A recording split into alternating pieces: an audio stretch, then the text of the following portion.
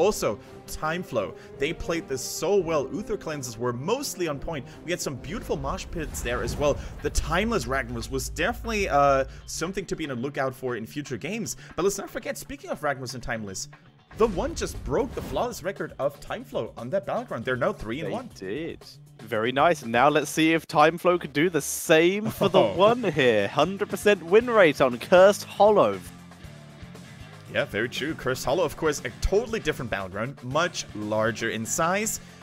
Much more forgiving if you don't play well in the early game, because tributes at some point and curses don't really matter too much anymore. Once you've lost the first couple of forts, for example, you can have a much easier time defending. And of course, other heroes could be prioritized now. Abathur, such a force to be reckoned with here. Several regions actually are putting a lot of emphasis onto Abathur, so China is no exception here. One of those rare cases where China is not an exception.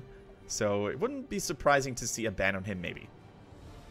Very true. Very true indeed. If anything, it's exceptional that China is not the exception. That is something that they are used to doing, ignoring heroes that we're like, wait, why aren't they picking this? Like when Illidan was the meta in China, and we were like, Arthas. Just pick Arthas. And they completely ignored him. That was a fun season. Yeah, remember when it was the age of Anubarak, where he was literally a first pick in almost every single game? Good joy. Only China was just kind of ignoring him. He was like, yeah, he's not really that good. And when they picked him, it didn't fit the team composition, so China was probably reinforced in their, assumption that he's not that good. And it took them 3 or 4 weeks to finally catch up to the global trends and finally pick Anubarak. Exactly. A false positive, I believe. False positive is a more vague way of putting it. I think there is actually a proper term when it's related to draft, but I can't remember it off the top of my head. But it's that kind of idea, and it's something that a lot of people will experience in Hero League. Where, like, if someone was to say to me in Hero League, if I was like, you know what, I'm going to pick Falstad, people would... If someone's played Falstad themselves and got themselves killed off by like a more bursty hero and they weren't able to out-micro, like say someone picked Zeratul even though he's not in the meta and they got wrecked by it, their thoughts are going to be, maybe Falstad isn't that good. Yeah, very true. And speaking of Falstad, I think this is a spectacularly good map for him, and another old friend of ours could make an arrival once again. The new Tyrael, the reworked Tyrael, which is still setting at a very good win record. I can't remember it on top of my head, but I think it should be something like 8-1, 8-2, 9-1, something along those lines. It was played a couple times off stream, and it did lose a couple more, so there are there's a couple matches that it did suffer in. I will find you, though, the current win ratio of it for you. I'm still pretty positive that the overall win ratio should be very positive. So let's find out. Let's find out. And of course, that is another cool thing to watch here, guys. We have Tyrael on, or in his current shape and form. So we're going to see all those new talents, and those new talents really have a big impact. Most importantly, Justice for All at level 1, which basically applies Righteousness's full shield value to nearby allies and minions, which is astoundingly good, especially when it comes to keeping allies alive during pushes. Tyrael currently, where can I see total?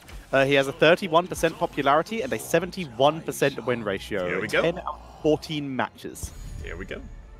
That's 0% exactly win rate on Infernal Shrines. Interesting. What about Cursed Hollow, the map that we're about to play? 4 out of 4. 3 out of the 4 games he has played, he has won. There we go. And of course, the more choke points a map has, so most importantly, Towers of Doom and Cursed Hollow, I would say, are the chokiest of maps, if you will.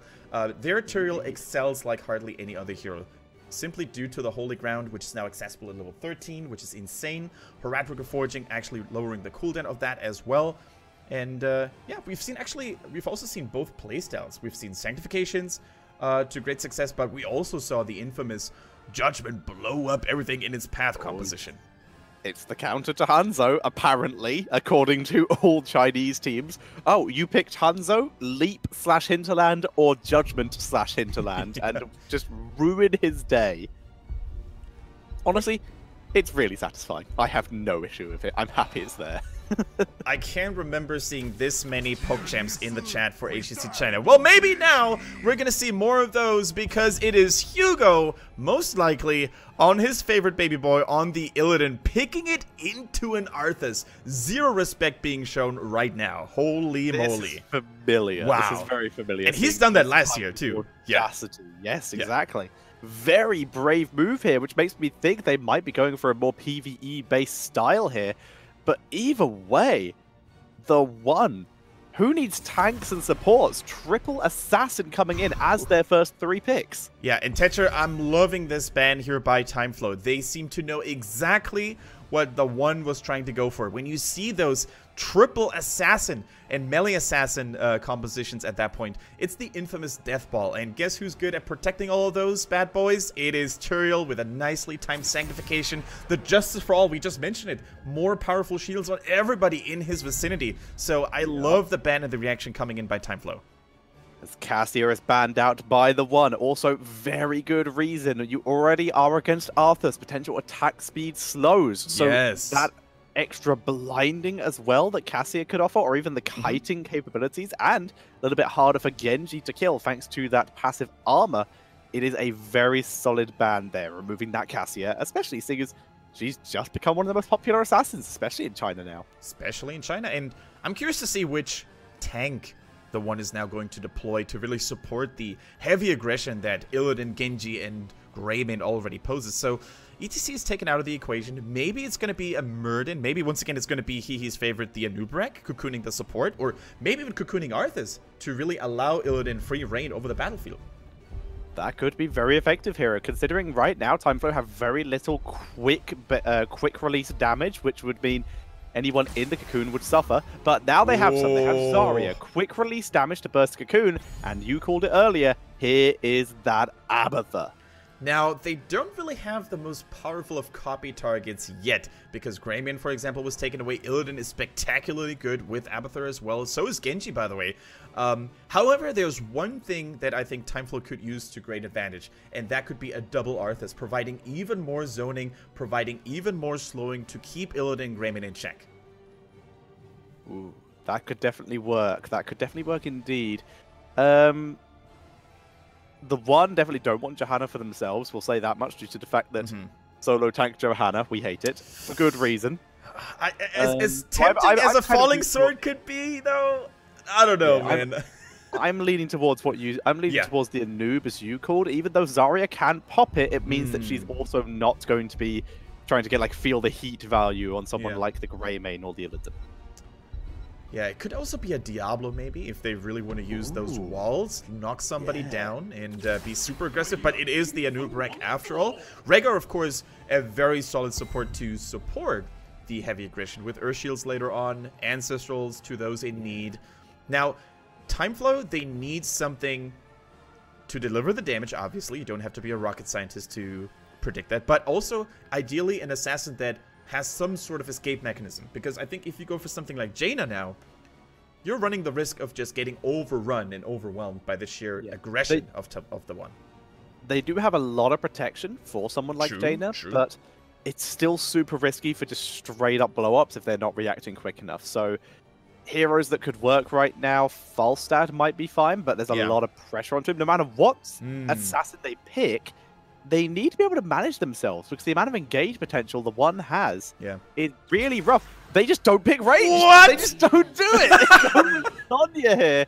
So, ranged assassin Zarya, or is this just full melee? Deal with it that way. The melee stage to get past that evasion. I knew Zarya could be considered a support. She was kind of a tank, but now she's your ranged assassin of choice. So, TimeFlow, they're using the exotic mindset and shot calling by timeless, because this is a timeless comp if I've ever seen one. They must have some secret strategy behind this, because everything's online in this game, in this series. If they lose that one, they're gonna get 0 points, no value.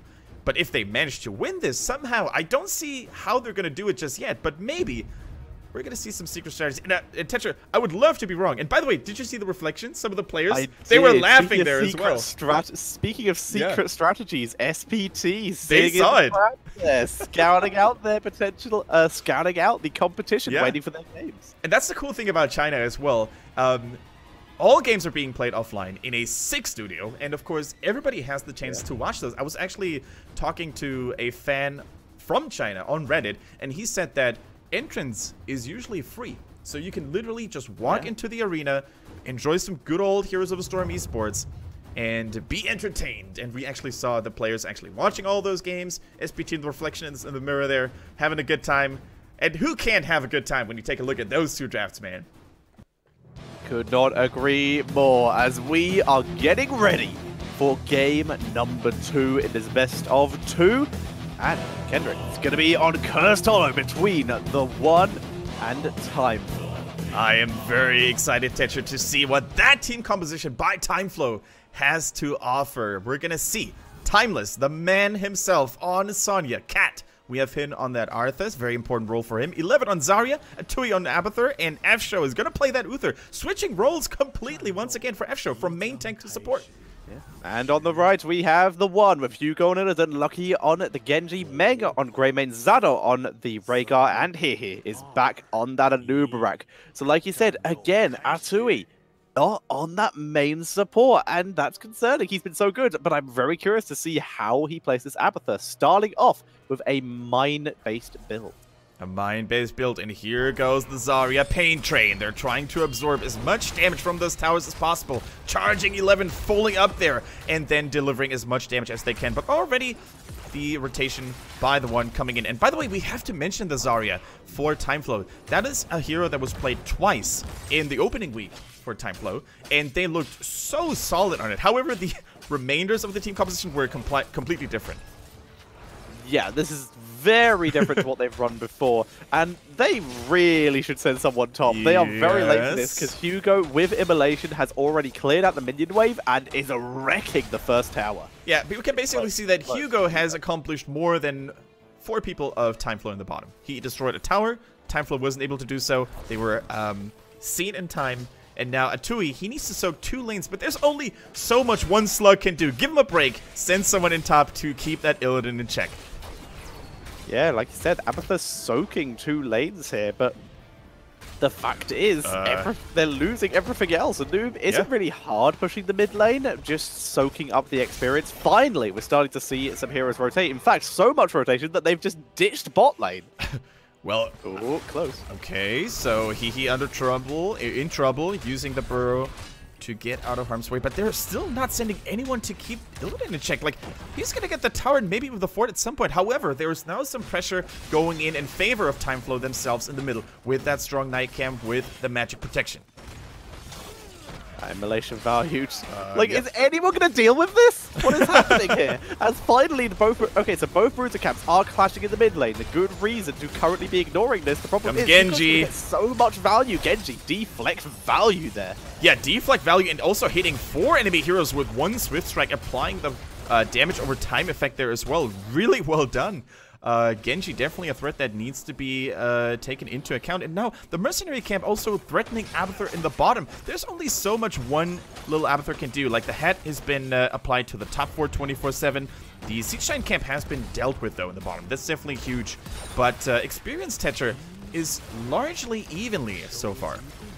Yeah, but hello, team. Illidan continues to push the top lane. He is just absolutely crushing this right now. Finally, we see TimeFlow moving into the mid lane at least to finish off that last wizard minion, as the first tribute is going to spawn in the top lane, and Illidan, his reaction to this is to go as far away from the objective as possible. Classic split push style. Yeah, and you have the time available on this battleground to basically ignore the objective. One tribute in the early game is not going to do anything. Even the second one can sometimes be completely ignored. And Illidan does what Illidan does best. We've seen that countless times in Europe as well when Illidan was picked, and we was basically prioritizing pushing buildings over everything else. And Hugo is an absolute master when it comes to that discipline.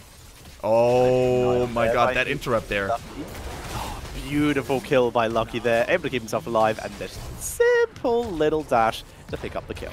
Yeah, and so close to over. No way! There.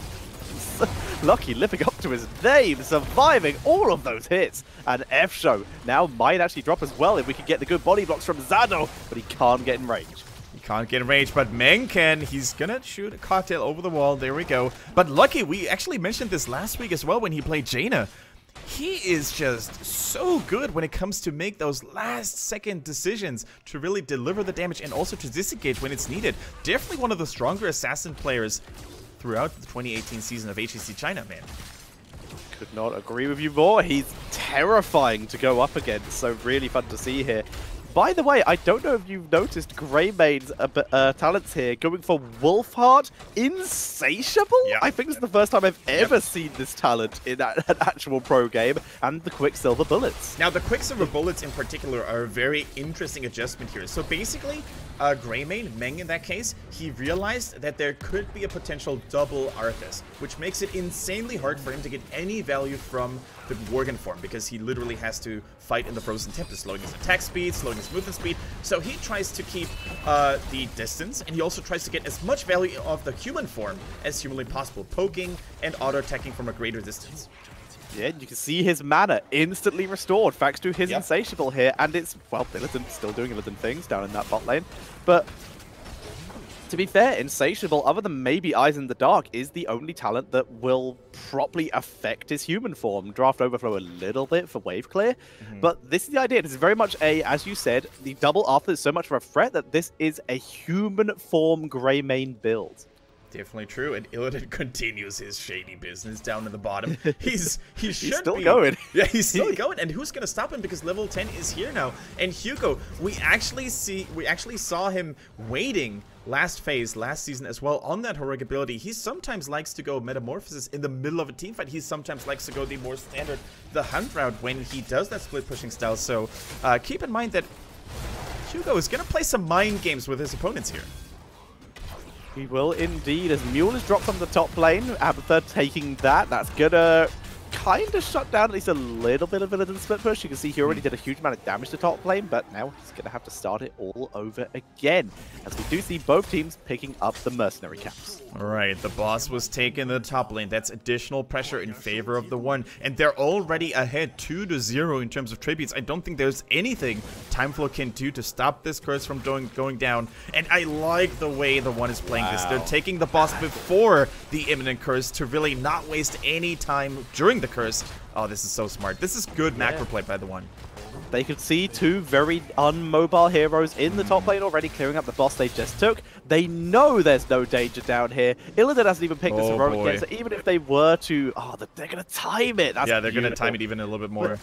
Yeah, even if someone was to come, Illidan could just quick pick Metamorphosis, and there's a very good chance they'd win the fight in a 5 versus 3.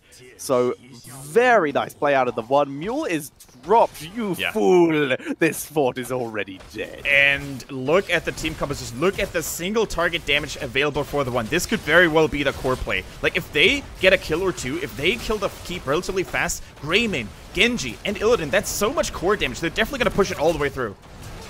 First bullet used on Cat. They are looking for some aggro play. There's the Cocoon. Metamorphosis, by the way. To the Uther. Can they get it? It is Metamorphosis. They're committed to this. I'm pretty sure they're going to try and end the game here. Yeah. As Illidan trying to fight. He just moves on to the core. Everyone else acting as distraction here. Hugo! Illidan moves straight for the core. Hugo with the play. He's doing it. As Lucky tries to delay. The boss is so healthy. Down goes Rhaegar, though. There's going to be no ancestor. It's already been used. Oh, that's it? It's been available anyway. As Hugo focusing it down. Dragon Blade to try and buy time. The expulsion zone zoned out Lucky.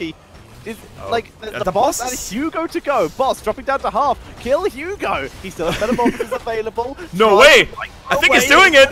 Gives him the health. CC. Mule. The boss. Oh, they held it. They hold the core. 5%.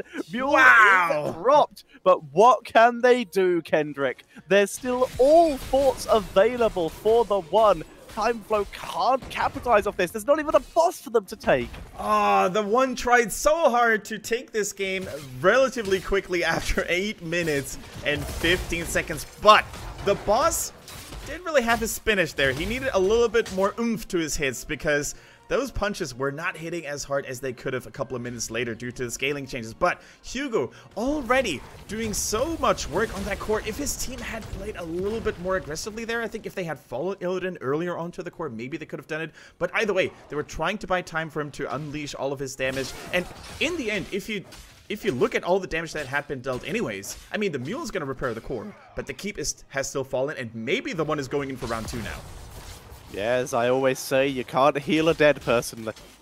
But so seeing the core being healed up is Oh, they're fine, going for round number 2. Can't replace that Keep. They are. They're just going to all in this. I mean, they have Illidan. If there's a comp they could do this with, it would be this one. Hugo gets chunked by that Poison Spear, though. Yeah, the Poison Spear is big. The Cleanse is good. The Friend of Foe as well. And now they're everywhere. Genji from behind. The Abathur copy has been used.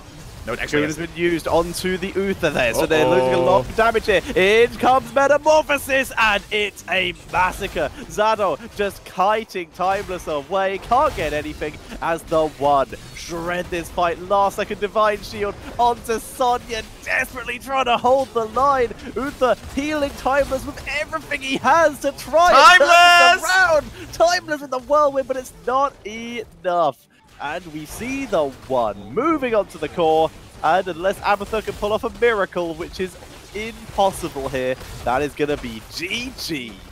GG. Hugo's sacrifice earlier had not been in vain after all. The core was still so low despite all the hard work provided by the Mule. And in the end, the one they played this so perfectly. Superior mobility on all ends, on all fronts. Illidan, Genji, Greymane, how are you going to keep those guys in check? And it is good to see Hugo's Illidan back on stream, baby. It really is, and Hugo's Illidan as well. Hugo just continues to move up in terms of the echelons. Yes. The one I really regret not already owning their banner, because this season they are destroying. Absolutely. And if there's one team besides CE and SBT that I would like to see at an Eastern Clash, maybe even at the mid-season brawl, it would be the one, because they're putting aggression to the next level with team compositions like the one we just saw. I would agree. They were a little bit slow on the start, the one, but they are turning it up now that we are in the second rotation of, I guess, the first little bit of HGC China here, due to, once again, that Lunar New Year they have. Definitely true. But also, I want to talk about this team composition from TimeFlow here. I think they had a plan behind it. They were probably thinking that no matter which squishy ranged assassin they would have picked, it would have been very risky for that hero to actually survive. It was not very likely with all the aggression. So they were like, you know what, let's go full melee and fight fire with fire, fight aggressive melee heroes with other melee heroes. But if you have a Zarya and an Abathur, your early game is very, very limited. And one Arthas, one Sonya, they can't deliver all the damage, man. So I can see where TimeFlow were going. Their entire strategy seems to be, okay, well, they have Illidan, Greymane, and Genji. Let's just pick all the protections so they can't actually burst anyone and just win fights. Yeah. And the immediate reaction from the one was, okay, we'll just not fight. And that works. Yes. If you pick a strategy that directly counters your opponent, but only if they play a certain way, you might have issues, because they could just change it up, and the one they did so. Yeah, they tried to get too many things done at the same time, I feel. They were trying to basically get some early pushing with Zarya done themselves, but then you have Abathur, and Abathur is basically one less body to take damage from, to deliver the damage in the first place as well. And it just seemed like they were a little bit clueless. They were trying to out-cheese the superior cheese, if you will. And that guy, Hugo, we mentioned him multiple times last season. He had countless MVP votes, sacked in, but now with that Illidan back on track, I want to see that more often, man. So do I. Completely agreed. And advice for any Chinese teams that might be watching, maybe put someone in the lane versus Illidan instead of just an Abathur hat. Yeah. You can have issues look there. Look at Yaya, by the way, in the bottom right. That breaks my heart. For you. Sad times. Really cool to see that everybody else was correct, though. Yes. Everyone is right except you. And by the way, Yaya here in the bottom right, she didn't have the chance to vote previously. That's why she's 0-13, not because she has no clue. Just quickly, Yaya and Genshro with the exact same pose, meaning completely different things. Here we go. Okay, so that's cool, man. All right. So TheOne actually not just showing up strong here in general, but also this team has gained a lot of respect, it seems, from the Chinese experts, because I think if you had asked like a week ago or so, or maybe 1 week and a half ago, I think most people would have actually leaned towards a draw potentially, or maybe a win by TimeFlow. But with their recent results, taking a clean 2-0 against CE, for example, I think this team is here to stay. TimeFlow is the hardest team to predict, I would argue, currently in the league.